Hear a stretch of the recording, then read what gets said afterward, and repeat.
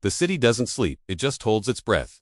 Welcome to the sprawling labyrinth of the iron jungle, where the neon lights hum with a nervous energy and the smog clings to the pavement like a cold, wet shroud. We've always been told that the monsters stayed in the shadows of the prehistoric past, tucked away in dusty textbooks or rotting behind the rusted bars of forgotten preserves. We were wrong. Somewhere between the 42nd floor penthouses and the steam-filled subway tunnels, something heavy is moving. Something ancient, something with a very large, very sharp, and very expensive point to prove. Tonight, the commute involves more than just traffic jams and overpriced lattes. It involves a rendezvous with a ghost of the Cretaceous, wearing 2 tons of armor and a grudge as thick as its hide. They call it the Rhino Rendezvous, though the Great Impaling probably failed the marketing focus groups. In the heart of the business district, where the only thing usually poached is an egg at brunch, a silent predator has arrived. But this isn't your National Geographic special. There's no soothing British narrator to tell you that everything will be all right in the end.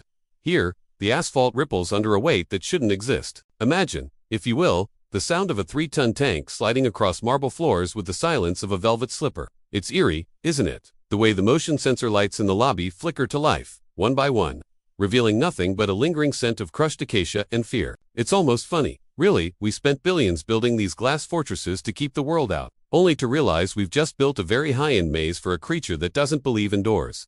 The horns are polished, the higher-rises are trembling, and the guest list for tonight's encounter is strictly mandatory. You might want to check the rearview mirror before you park. Some shadows have a habit of charging. The elevators are stuck at the lobby, their digital displays blinking a frantic rhythmic red like a heartbeat skipping under the pressure of a prehistoric stare. Up on the observation deck, the elite are sipping chilled sparkling water, blissfully unaware that the floor beneath their designer shoes is vibrating. It's a rhythmic thud, slow and deliberate, a percussion of doom echoing through the ventilation shafts. There is a delicious, dark irony in it.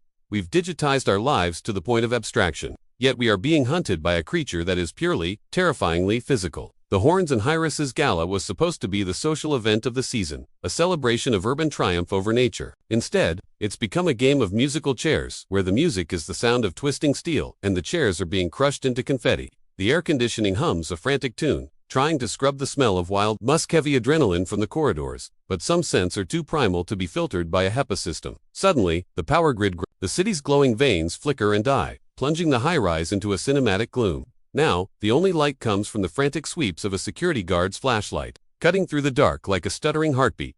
Click, click. There, at the end of the velvet-lined hallway, past the mahogany doors of the boardroom, a silhouette emerges. It is a mountain of prehistoric muscle, its skin looking like hammered lead in the moonlight. The primary horn, a jagged ivory spear, catches the reflection of the distant stars. It doesn't roar, it doesn't have to. The sound of its heavy breath, a wet, gravelly huff, is more than enough to make the skyscrapers feel like fragile houses of cards. It's almost poetic, the pinnacle of human engineering versus a living fossil with a vendetta. As the creature lowers its head, aligning that lethal point with the glass walls of the executive suite, you have to wonder, did we really think a do not disturb sign would stop a 3-ton ghost? The glass shatters not with a bang, but with a crystalline sigh, and as the iron jungle meets the ancient wild, the rendezvous reaches its breathtaking, bone-chilling climax. Sleep tight, city dwellers.